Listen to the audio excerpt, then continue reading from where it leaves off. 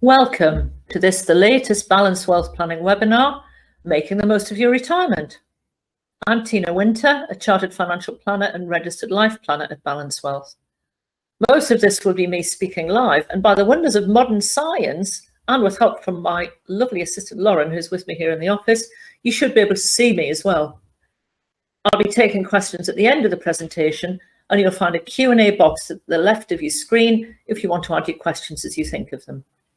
All the participants will be muted during the presentation, but you'll be unmuted at the end. So this is me. My expertise is particularly in clients at or in retirement, so to a large extent concerned with pensions.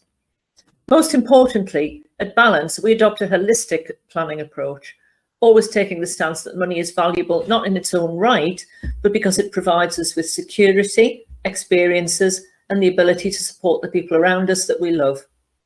Money is important, but at the end of the day, it's a resource which enables us to have the most comfortable, rich, and interesting lives that we would like. Balanced wealth planning has been recognised many times for our planning approach. We're regulated by the Financial Conduct Authority, and we are totally independent. So there's all the formalities out of the way. We can get started. So some thoughts here about retirement and also about getting older generally. It's paradoxical that the idea of living a long life appeals to everyone, but the idea of getting old doesn't appeal to anyone. The 3 stages of retirement: the go-go years, the slow-go years, and the no-go years. And retirement is a blank sheet of paper. It's a chance to redesign your life into something new and different. When people complain about getting older and the problems that go with it, I tend to remind them that generally it's better than the alternative. So although a lot of people look forward to their retirement, particularly in work that they find increasingly difficult or no longer enjoy, so are looking to get away from, my view is that you should be looking at retiring into something, a new stage of life, rather than just away from something. Most of the clients that we see are hopefully still in their go-go years, with exciting plans about what they want to do next, now that they have plenty of time and hopefully plenty of money to carry out those plans. As my final quote says, it's a chance to redesign your life, to reinvent yourself like Madonna, who has herself reached the grand old age of 63. So here's our agenda for today.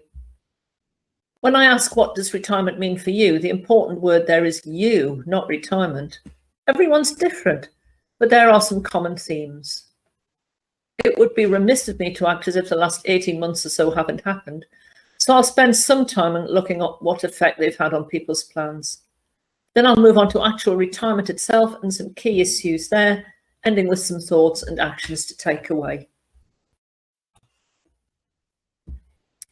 So retirement, what does it mean for you? For quite a lot of retired people, retirement centres around their grandchildren if they have them, but not everyone does. So like in this picture here, spending quality time with the family. So you've retired or are retiring soon. Congratulations. It's a condition a lot of people aspire to. But as I mentioned, are you getting away from something, the daily grind? Or are you heading into something different, a new phase of life? It could be as much as a third of your total lifespan.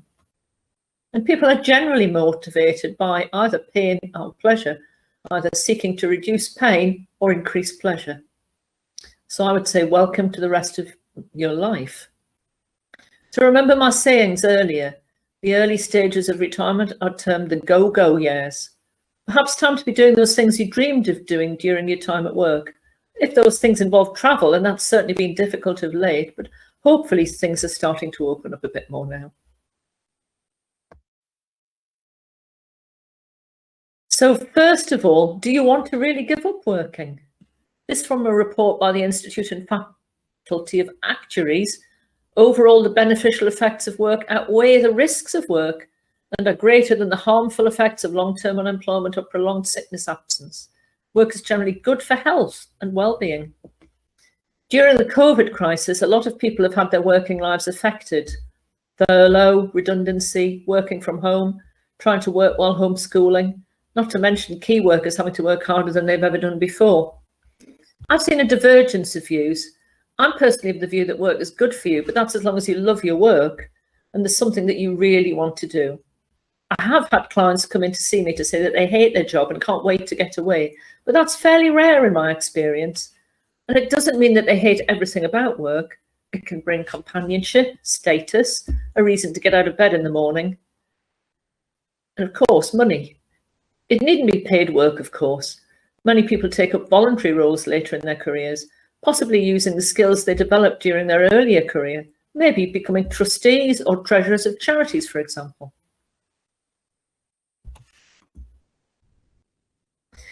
Academic research has identified 5 common themes in the transition to retirement, which I've listed on this slide. For most people, retirement is characterised by continuing to work in some way, gradual disengagement from their current role perhaps, new opportunities for paid or unpaid work. Let's call that the gradual descent into retirement, going gradually down the incline. For some, it's experienced as a one-off event followed by complete detachment from the world of work. Jump off the cliff retirement perhaps, which is all right if you've got a parachute. This study was of academics working in higher education and was carried out over a number of years. In a lot of cases with academics, their subject is their passion, and they can't just suddenly exit from it and have no wish to. An interesting takeaway from this research is that very few people entering the retirement phase of life consider themselves old. Old is old, always older than you are, as long as there are people who are older than you are. So how has the COVID crisis affected retirement plans? Well, for one thing, we're all using masks, like the gentleman pictures here, as well as hoodies and jogging bottoms rather than suits. So the insurance company LV carried out some research recently to see what trends there were in retirement since the beginning of the COVID crisis, and this is a summary of their findings. The significant numbers of over 55s have left full-time work since the COVID crisis began, particularly women aged over 65. A high proportion of those have retired earlier than previously planned. And until 2019, there was an increasing number of over 65s in the workforce, but that trend has now reversed. Some older people haven't fully retired yet, but particularly following redundancy or earnings reducing, many have accessed their pension savings earlier than they originally intended. And this is with the background of the state pension age increasing. It's currently 66. It's rising to 67 for people under 60 now, and it will be 68 for people under 43 now, and probably even older as time goes on. So how much is enough to retire on? Some figures here. There was a very useful report issued in 2019 in which researchers from Loughborough University actually looked across a large sample of people living in the UK and at what they were actually spending their money on at different income levels in retirement. It assumes that people aren't dipping into the retirement pot before they reach state pension age, which, as I just mentioned, is increasing over the next few years to 68. Spot the deliberate or possibly not so deliberate error. There's an extra 0 on the figure for the pension fund size required to top up state pension level to the required minimum income for a single person in retirement. A fund in the region of £18,000 makes much more sense. For a so-called comfortable retirement, which I'll define on the next slide, it's talking about a fund size in the region of £600,000 for a single person, or a combined fund size of £717,000 for a couple on retirement at the age that state pension becomes payable. That's assuming that all pension provision is defined contribution and that an annuity is bought at retirement. Not so common now, but at least gives an idea of the sort of funding required for different levels of living standards. So what is a comfortable retirement? PLSA defined it as financial freedom and some luxuries, a £56 per person per week food shop, a 2-year-old car replaced every 5 years, 3 weeks holiday in Europe each year. That's proving fairly tricky at the moment, unless you go into a country on the green list, and even then you need tests. £1,500 a year for clothes or footwear, kitchens, bathrooms replaced every 10 to 15 years or so, £50 for each significant birthday present, and it does assume no mortgage or rent paid, and not everyone is in that fortunate position on reaching retirement nowadays.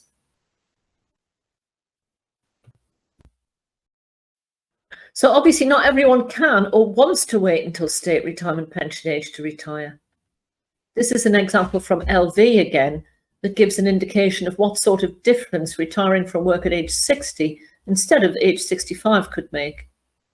So a specimen pension income of £18,700 per annum gross from age 65 reduces to £13,200 per annum from age 60, a 30% reduction because of those 5 years. The key factors there are that contributions to pension funding stopped 5 years earlier, and the pension income is drawn for 5 years longer, a real double whammy.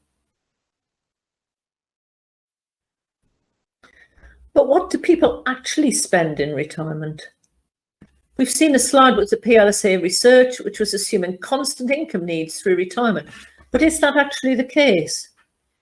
This graph comes from some research commissioned by Prudential a few years ago and looks at 5 different demographic groups. I put a link to the report towards the end of the presentation, and it makes interesting reading and defines the various demographic categories. It shows that in all cases, expenditure starts to reduce after mid to late 60s. And by age 80, some groups have reduced their expenditure quite considerably. In the terminology of my earlier slides, I'd suggest that probably 60 to 70 are the go-go years, 70 to 80 the go-slow years, and 80 plus the no-go years. This doesn't, of course, factor in potential care costs in later life, and there's some more about that later. So the characteristics of the different groups: extravagant couples spend more than 40% of their income on leisure. Very nice too. Transport lovers spend more than most on their cars and other modes of transport, and there are more of them in the East Midlands than anywhere else in the UK. Interesting fact. Frugal foodies spend 27.5% of their budget on food and drink. They like the good life, but don't spend unduly on travel, etc. And prudent families and just getting by speak for themselves, I think.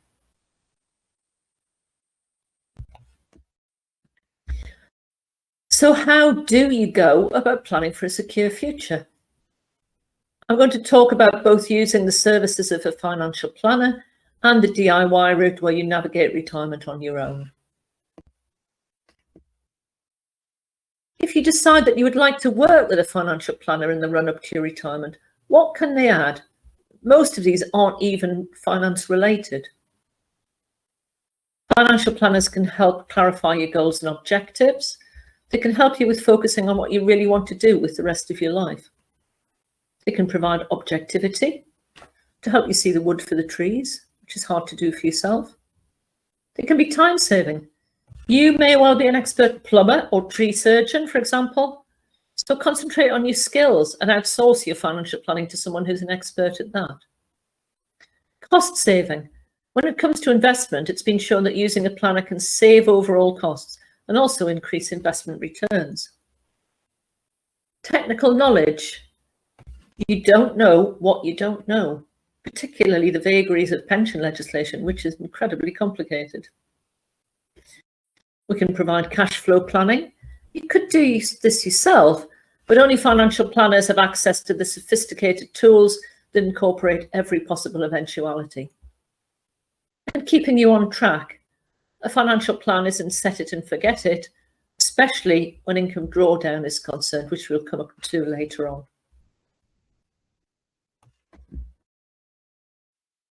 Just to focus on our first point from the previous slide, clarifying goals and objectives.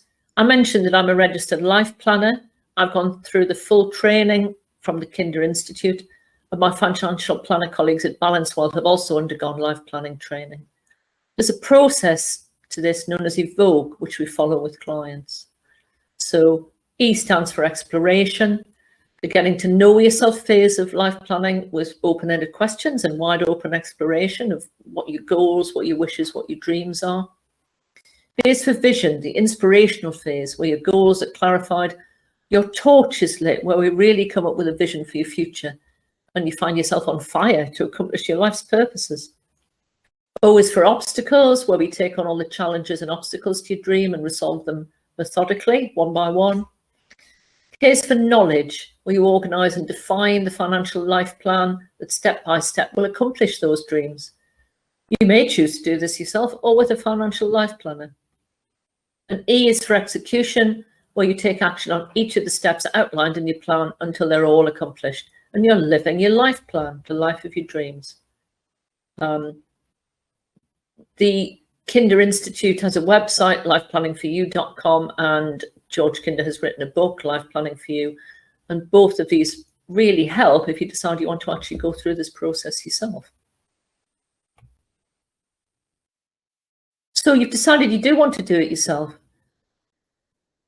You don't want to hire a financial planner to guide you with a bespoke plan, but you feel confident to navigate your retirement yourself, then I would recommend the following steps.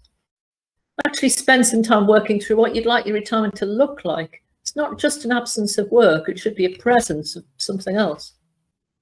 As I said, I mentioned Life Planning for You could help you with that.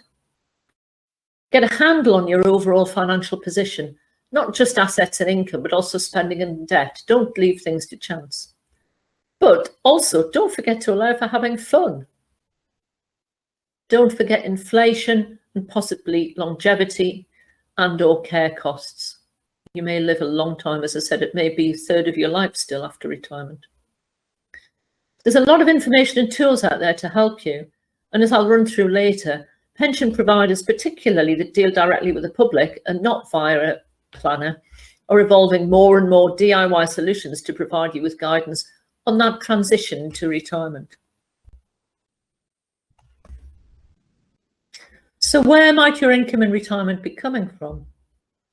There are three main pillars to retirement provision, and the first and most universal is state pension. People reaching state pension age since April 2016 are beneficiaries of the single tier pension, which is for most people a higher amount than for those retiring earlier. So the full single tier state pension from April 2021 is £179.60 per week. That's £9,339 in a full year. As mentioned previously, state pension age is 66 for people born before April 1960, moving gradually to 67 for those born before April 1977, and 68 after that, and probably getting even older. Now, legislation does say state pension should rise annually in line with the triple lock, which is the highest of the CPI for the year to the previous September, average earnings 2.5%. Announcements were made last week that we'll only have a double lock in 2022 and average earnings will be excluded from the calculation. Was because of lockdown, furloughs, etc. It's likely that the rise in average earnings is going to be something like 8%, which the government can't afford to pay on pensions.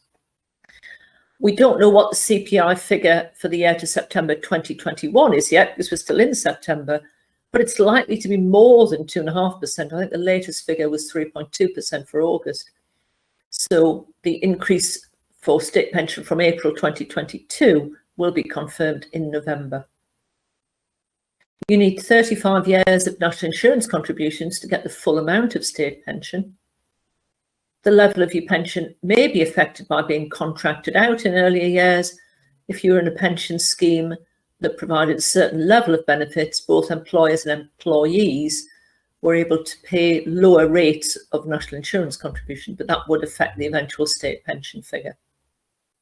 And I'd always recommend that you check your entitlement on the gov.uk website to see if you've got gaps, and it is possible to make up missing years.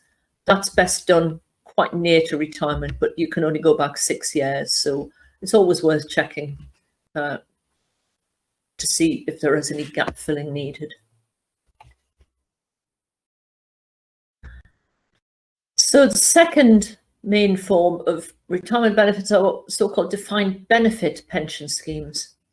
I'm not actually going to go into sort of main technical details about the main types of pension scheme here, but on this slide I've set out a few of the main features on defined benefit schemes.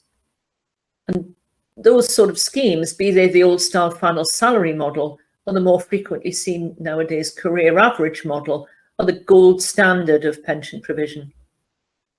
Most life schemes are nowadays seen mainly in the public sector, the NHS, police, civil service, teachers schemes, for example, or in what you might call the quasi-public sector, such as the University Superannuation Scheme or the USS. I've got quite a number of academics on my client base, and the USS must be one of the most complex schemes around as regards calculation of benefits. Defined benefit scheme promises to pay an income for life after retirement, so it's effectively deferred remuneration. It's based on years of service or scheme membership and the level of your pay in that employment. Public sector schemes are actually unfunded. There isn't a fund of money supporting them. They're actually paid from current taxation. Private or quasi-public sector schemes are funded. There is a fund of money behind those pension promises, which are basically assets held by the trustees of the scheme, separate from the employer. So they are ring-fenced, basically. Key point with defined benefit pension schemes is that the investment risk lies with the employer, not the scheme member. And the major benefit of defined benefit schemes is the security of income, usually index linked, for the life of the scheme member and possibly dependents if they predecease. So the main point to take on board here is what the scheme does is promise you a retirement income for your life and potentially your dependents as well. Basically, you and your employer put aside money from your pay during your working life so that you can continue to be paid once you've retired from work, hence my description, deferred remuneration. It doesn't promise you a lump sum of money that you can do with as you decide. The money supporting the pensions belongs to the scheme trustees. I'm not going to consider the thorny question of transfers away from defined benefit schemes, as it's outside the scope of this webinar. Needless to say, if after a very stringent advice process, you do transfer away from a defined benefit scheme, you'll transfer into the realm of defined contribution schemes, which I'll cover on my next slide. So defined contribution schemes, which could be workplace pensions, stakeholder pensions, personal pensions, or occupational money purchase pensions, basically all have similar characteristics. And members could be employed, self-employed, or even to a limited extent unemployed, even children. Unlike defined benefit schemes, the only link to the amount you're paid by your employer is that a percentage of your earnings will be paid into the scheme, probably both by you and your employer. There's no direct link between the amount that you earn and the level of the resulting pension. There are lots of variables that will determine that, including what you choose to invest in within the pension wrapper. Most workplace schemes will offer default investment solutions or pathways while you're building up benefits, such as the growth phase, up to 10 years before your planned retirement date, where the underlying investments will be higher risk, and then the pre-retirement phase, probably in the 10 years before your planned retirement date, where over time the risk of the investments reduces gradually. You can also select your own underlying investments in your pension scheme, either yourself or with the aid of an advisor if you have one. If we're advising, what we'll be taking account of is your attitude to investment risk, the length of time until your planned retirement, the underlying costs of the investments, and also to ensuring that there's diversification across a variety of asset classes. My highlighted point on the bottom of this slide, the major benefit of defined contribution schemes is their flexibility when you start to draw benefits.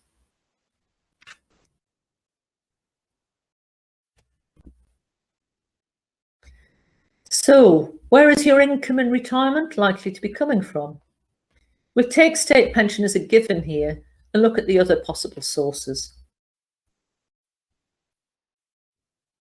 So defined benefit schemes starting to take benefits. At the start, part of the pension can be commuted, basically given up for a tax-free lump sum. With some schemes, the lump sum is automatic, so the definition might be 1/80th of final salary for each year of service, plus 3/80ths of final salary per year of service as a lump sum. The pension will be payable for the life of the scheme member, however long that is. If you live to 110, it will still continue to be paid. It's likely to be inflation-proofed, by either CPI or, if you're lucky, RPI, and the rate of increase will be governed by the rules of your personal scheme. The scheme's likely to include spouses and dependents' pensions. It's likely to include guarantees if death occurs shortly after starting to take benefits, say a 5-year or 10-year guaranteed period. And there's likely to be an early retirement reduction if benefits start before the scheme normal retirement date. So if your normal retirement date of your scheme is 65 and you take them from 60, there will be some reduction. So the good thing here is that the pension will continue for the rest of your life, however long it is, and for a certain extent for the rest of your partner's life if you predecease them. That pension is likely to be inflation proofed. I would stress here that what people spend is income, and certainly at older ages I've seen firsthand the comfort that the security of a regular index-linked guarantee can bring, particularly when dealing with older clients. What seemed important to you at age 60 might not be so important at age 80 or even 90 or even 100. So defined contribution schemes are a different animal altogether. While they lack in certainty, they provide a huge amount of flexibility as to how money can be drawn out. So taking benefits, up to 25% of the pot can be taken as tax-free cash, not necessarily all at once, it can be taken in stages. The remainder of the fund can continue to be invested and used to provide an income, and that income will be liable to income tax.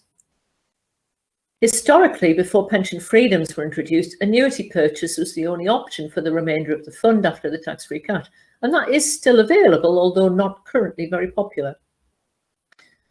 Flexible drawdown is now possible, where you could take regular payments from the fund or occasional ad hoc payments.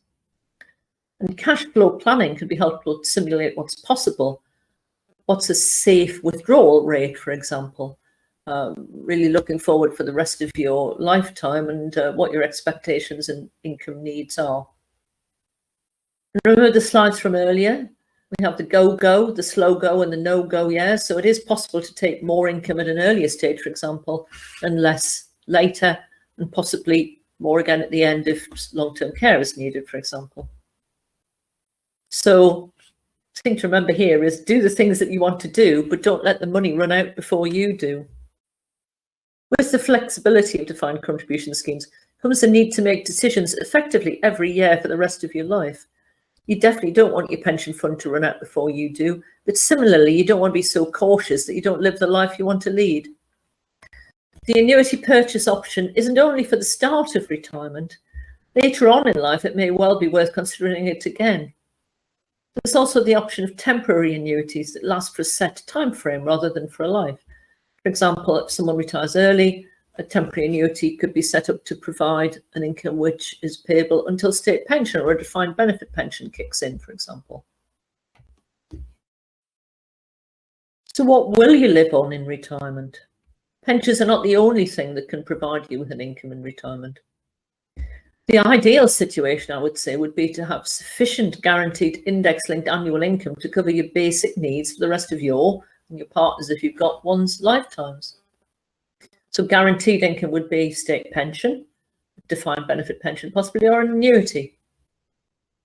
And then to have flexible income above that to fund discretionary spending, which should come from drawdown on a defined contribution scheme, ISAs, for example, with tax-free withdrawals, other investments, for example, GIA, which is a general investment account, unwrapped investments, or investment bonds. You could have investment property, which provide rental income. You could downsize, or we might say right size, your main residence to actually release some capital, which can be used to help in retirement. But you could have ongoing earnings. On the question of downsizing, I found that clients will often say that's what they plan to do, but in reality they rarely do, or at least not to the extent where they release a sizable amount of capital. Nationwide Building Society commissioned some research recently and found that in the UK, 40% of over 55s live in 4-bedroomed houses. During COVID, people have realised that having a reasonably sized living space and some outdoor space has been vital. Where you live and what your home is like is much more about emotion than logic. Often older people will hang on in there until there's a crisis and then they're forced to make a decision about where they live. So how might we look to invest funds, probably in a personal pension, but could be another wrappers in retirement? So we're talking about what we call the accumulation phase here, where you're actually, rather than building up your retirement fund, you're starting to draw it down. So a flexible pension fund in drawdown. In that situation, you actually encounter a whole new category of risk, what we call sequencing risk. You can imagine taking a withdrawal from a fund that's falling in value can have a real detrimental impact on the value of the fund. So how do we look to mitigate that risk? What we could term basically a bucket strategy.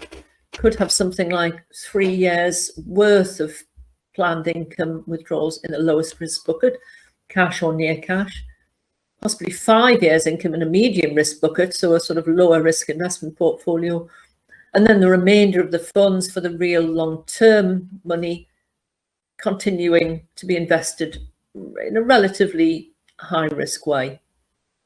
But that would need reviewing every year, and possibly funds moving from the longer term buckets to the shorter term buckets. As financial planners, we tend to see the more affluent end of the retirement demographic, but plenty of people, up well more than 50%, actually don't feel the need or don't feel they can afford to take financial advice in retirement. So the FCA have recently announced that investment platforms and pension providers will need to offer so-called investment pathways in retirement, much like the default investment options offered by workplace pensions for working age people, which I mentioned earlier. These will incorporate annuity purchase, but will also be wider than that. The mention of cash on the slide there is that people who don't take advice quite often like to cash in their defined contribution plan in full, although that involves paying a lot of income tax, and putting all the money on deposit, as that somehow feels safer. What that does do is mean that they're totally exposed to the ravages of future inflation, which is not a good plan in most cases.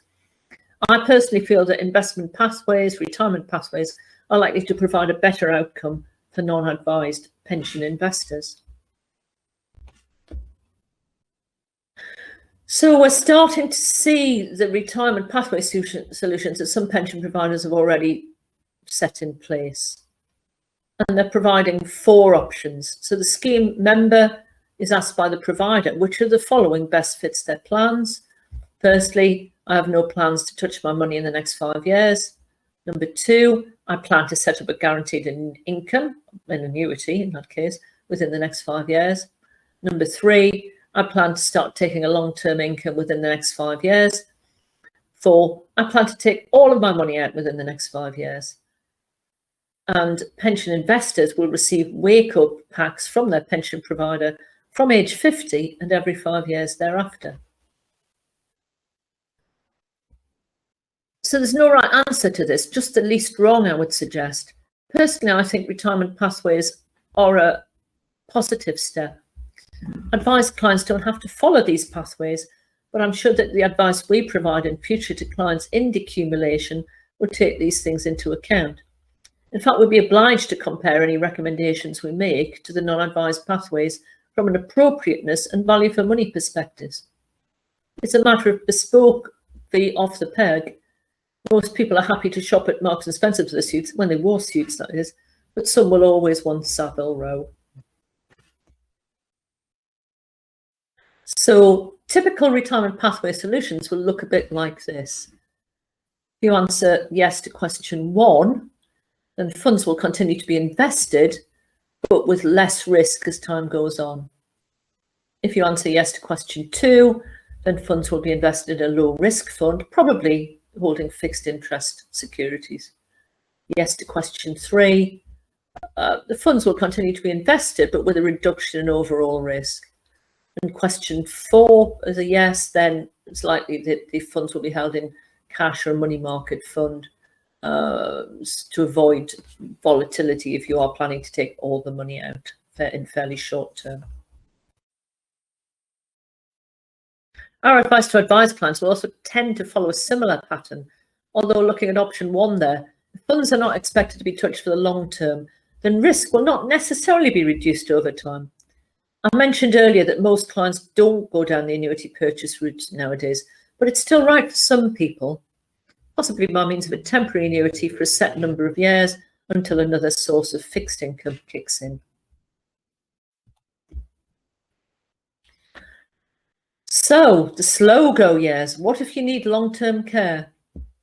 I was researching this last week after the announcements in Parliament, and at the moment there are currently 418,000 people or so in care homes in the UK, and that's 4% of the total population aged 65 and over, rising to 15% of those 85 or more.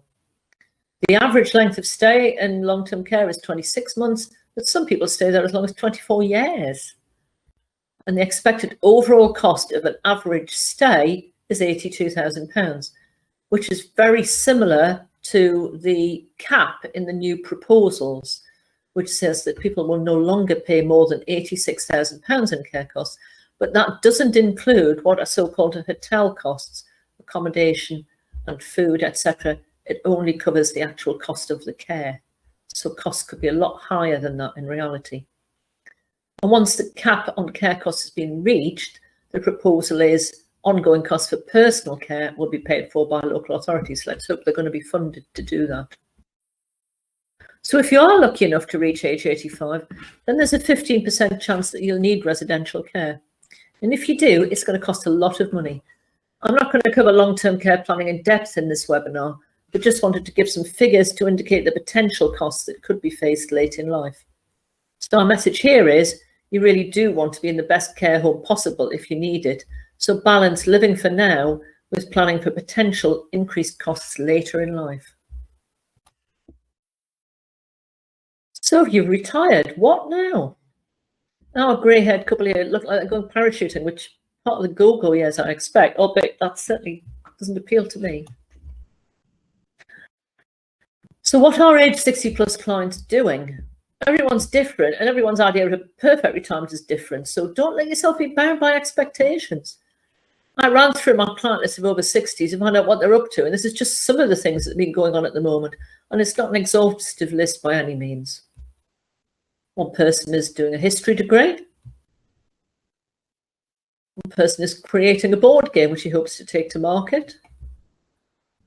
One of my clients is still sitting as a judge in his 70s. A lot of people are buying camper vans and caravans, and that's been particularly popular since the start of COVID, when UK holidays have become all the rage. Some clients have managed to emigrate to Spain. I've got some clients building themselves an eco house, which sounds fantastic. Clients returning to work and to actually work as a pharmacist and a vaccinator. Fostering dogs.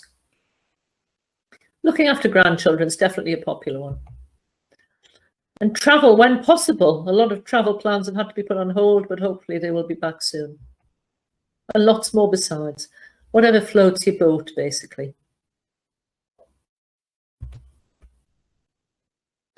So everyone's different, and everyone's idea of a perfect retirement is different. And here I've listed some 70 plus people who are still working, mostly in the fields of art and entertainment, and I'm sure they very much love what they do. Roger Daltrey of The Who famously sang the line, "I hope I die before I get old," in the track My Generation, written by fellow band member Pete Townsend in 1965, when he was all of 20 years old. I don't expect they think that now.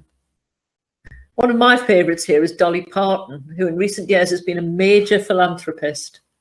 She helped fund development of the Moderna COVID-19 vaccine in the US, and her Dollywood Foundation has provided over 100 million books to children all over the world. What a star. I've talked briefly about funding long-term care costs, but last week's announcement about social care funding means that UK-based older earners will start to be liable for the health and social care levy on their earnings for April 2023. So the UK-based people will probably be involved in that. I don't expect the Queen will be. I know that the Queen's exempt from income tax. It is Her Majesty's Revenue and Customs after all. But she does voluntarily pay over an amount to the Treasury each year. I'm also sure that all of these individuals can afford to pay for their own care should they need it. So welcome to the rest of your life. This isn't actually a picture of him, but it's meant to represent Foja Singh, the turbaned tornado, currently aged 110, who was still running marathons in 2013 at age 102. He ran as a young man and then took it up seriously again at age 89. So as someone who specializes in giving advice to people about retirement, what have I learned over the years, both from observing my clients, who I would say have made a success of their retirement, but also from observing my family and friends. I'm personally in the position where I've got 2 younger retired siblings, but I'm not retired myself yet. Well-being. It's not selfish to look after yourself. Don't give up on exercise, but do something appropriate to your age and state of health. Read widely and do interesting things. Don't be afraid to relax and unwind when you want to. Life isn't a race, it's more of a ramble. Keep in touch with people, be it family, friends, or casual acquaintances. Going through lockdown made people realize that they really miss those little chats with people, be it the man behind the counter at the shop or the woman on the next mat at the yoga class. People need people. You love your children if you have them, but don't look after them financially to the detriment of yourself and your partner if you have one. Life's hard for young people nowadays, but it can be hard for old people as well. If you're going to need care later in life, you really do want to be in the best care home you can afford. Working, if you choose to, either paid or unpaid, really can keep the mind active. And you tend to get to mix with people much younger than you, which is always interesting. And technology is your friend. Don't be scared of it. And definitely enjoy each day. Don't wait until things get better. They might not. Make the most of how things are.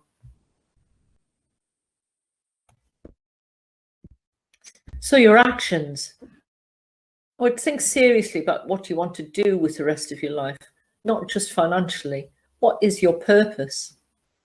Plan what you're going to do with your time, be it spend more time with families, take up or do current hobbies, travel when you can, social life, volunteering, whatever you want, basically. Check your state pension entitlement and fill any gaps if necessary. Think about other possible non-pension sources of income, potentially part-time work, potentially a new business.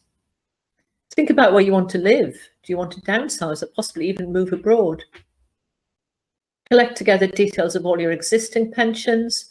If you've lost track, the pension tracing service can help, and also other investments that you have. And preferably speak to an independent financial planner who specializes in holistic planning. So a few last words. Life is short. Enjoy it. Look at the late Captain Sir Tom and what he started at age 99. Life isn't a rehearsal, so get out on that stage and give it your all. So a little bit more about us. We're a chartered financial planning firm. We are holistic financial planning specialists. We're experts in planning for big lifestyle or financial changes. We've got offices in West Bridgford, where I'm sitting at the moment. We're friendly and available currently via video calls, but we're also starting to have some face-to-face meetings as well now. And there's our contact details. There's a list of the resources that I've referred to as part of this presentation, and the presentation will be available on our website, Lauren, shortly after this. That's great. So, time for questions. And just to show that I practice what I preach, this is me at my graduation celebrating becoming a fellow of the Personal Finance Society at age 64. Since that time, I've studied an undergraduate level psychology course and an intensive financial coaching practitioner course, as well as continuing to work as a financial planner. And I'm currently working out what I want to do next, which I'm not quite sure yet. So time for questions.